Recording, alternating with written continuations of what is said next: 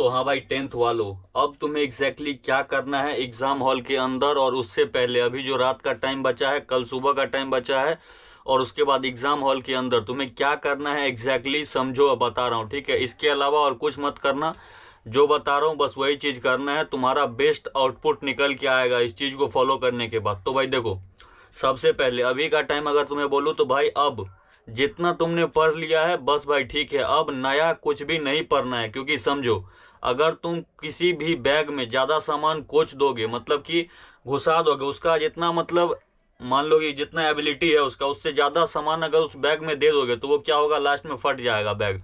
तो सेम चीज है, अगर तुम अभी लिमिटेड टाइम, अब भाई एक दिन के अंदर ज्यादा कुछ दिमाग में घुसाने जाओगे तो भाई जो चीज अंदर में है वो भी बाहर निकल जाएगा, ठीक है? इसीलिए अब नया कुछ भी नहीं पढ़ना है। जितना तुमने पढ़ा है खुद खुद के ऊपर विश्वास रखो भाई, तुम अच्छा करके आओगे, ठीक है? अब ये तो हो गई पहली चीज कि अब नया कुछ भी नहीं पढ़ना है। दूसरी बात अगर मैं करूँ कल सुबह की, आज रात को सबसे पहले जल्दी सो जाना है, ज्यादा टेंशन नहीं लेना है, टेंशन फ्री रहो, ऐसा सोचो एग्जाम तुम्हारा बढ़िया जाएगा भाई, ठीक है? एकदम नेगेटिव नहीं सोचना है भाई, ठीक है? पॉजिटिव रहो कि जितना पढ़ा है मैंने अच्छा होगा, जैसा भी पढ़ा है एग्जाम अच्छे से दूंगा, ये सबसे मेरा बेस्ट एग्जाम होने वाला है। और पेपर आसान आएगा भाई, बोर्ड्स आसान ही आता है, बस 10th का बोर्ड्स रहता है तुम्हारा लाइफ का सबसे पहला मतलब एक बड़ा एग्जाम, इसीलिए इतना हाइप करके रखा जाता है, ठीक है? एग्जाम इजी आएगा, सब अच्छा होगा। तो भाई नया कुछ मत पढ़ना अब, और रात को आज जल्दी सो जाना, ठीक है? कल सुबह उठ के तुम्हें क्या करना है, बस जो फॉर्मूलाज है जितना भी तुमने पढ़ रखा है, जो जो चैप्टर, हर चैप्टर का फॉर्मूलाज को एक बार रिवाइज कर लेना, ठीक है? उसके बाद आराम से जाना एग्जाम हॉल पे, ठीक है? जहाँ पे तुम्हारा एग्जाम सेंटर है, वहां पे किसी से कुछ बात नहीं करना है। बस लोग अगर कुछ पूछते भी है, बस हाँ ना इतना करो, ये मत करो किसी को भी मतलब जाके ये मत पूछो भाई तेरा क्या पढ़ा तूने, कितना क्या लग रहा है। तो क्या होगा इससे, तुम्हारा मतलब भाई अगर वो बोलेगा कि भाई मेरा तो सब हो चुका है अब देख ये वो, तो उससे क्या होगा, तुम्हारा कॉन्फिडेंस ऊपर नीचे होने का ये रहेगा, ठीक है? किसी को कुछ मत पूछो, कुछ मत बोलो, ठीक है? एग्जाम से पहले तक आराम से जाओ अपना, किसी से कोई बात नहीं, बस अंदर में एक पॉजिटिव एनर्जी रखो कि भाई मेरा एग्जाम बेस्ट जाएगा, मैंने जितना मेहनत करा है उतना मैं पूरा अपना दे के आऊंगा 100%, ठीक है? अब ये हो गई बाहर तक की बात। अब एग्जाम हॉल के अंदर क्या करना है, सबसे मेन चीज बता रहा हूँ, पूरा सुनो। तुम्हारा जो है, तुम आराम से पास हो जाओगे, पेपर में जितना मार्क्स आता रहेगा उससे तुम्हारा 10-12 मार्क्स ज्यादा ही आएगा, इस चीज को अगर फॉलो करोगे तो भाई सुनो, तुम्हें एग्जैक्टली क्या करना है। सबसे पहली चीज, जब 15 मिनट जो है तुम्हारा पेपर रीडिंग का मिलता है उसको टाइम वेस्ट नहीं करना है।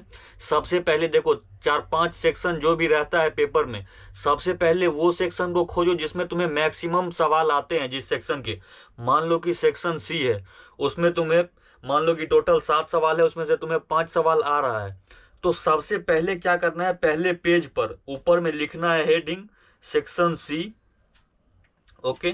उसके बाद तुम्हारा क्या करना है कि एक लाइन से जो है सवाल बनाते जाना है, ठीक है? जो जो आ रहा है, ठीक है?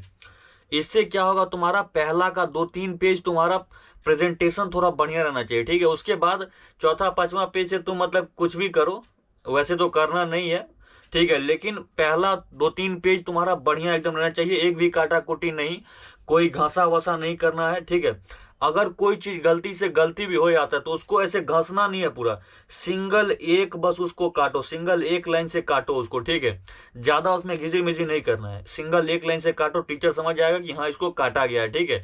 तो ये चीज हो गई कि पहले सेक्शन को डिसाइड करो कि कौन सा में तुम्हें ज्यादा सवाल आ रहे हैं। सबसे पहले क्या होगा, उससे तुम्हारा एक तो कॉन्फिडेंस भी बूस्ट होगा कि हाँ भाई मुझे इतना सवाल यस आ गया है, इतना तो भाई चल भाई, ठीक है? वो चीज हो गई। उसके बाद क्या करना है भाई, मैंने बोला ज्यादा घिसी मिसी उसमें गंदगी नहीं मचानी है। और रफ वर्क कहाँ पे करना है, सबसे लास्ट पेज में, ऊपर में हेडिंग दे देना रफ, नीचे में अपना जो भी है रफ करना अपना, ठीक है? तो ये सब चीज हो गया। और क्या करना है, एक क्वेश्चन मैंने सॉल्व किया, मान लो नंबर 15 सॉल्व किया, उसके बाद 2 लाइन छोड़ना है, फिर 16 करना है, ठीक है? उसके बाद फिर 2 लाइन, फिर 17, ऐसे करके 2-2 लाइन का गैप छोड़ना है, एकदम पेपर क्लीन करके आना, ठीक है? ऐसा नहीं कि घास वास के कुछ भी रख दिया है, ठीक है?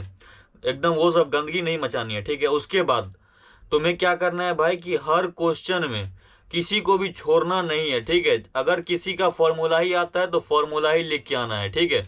उसमें जितना तक तुम्हें स्टेप आता है उतना स्टेप तक लिख के आना है, छोड़ना किसी को नहीं है, ठीक है?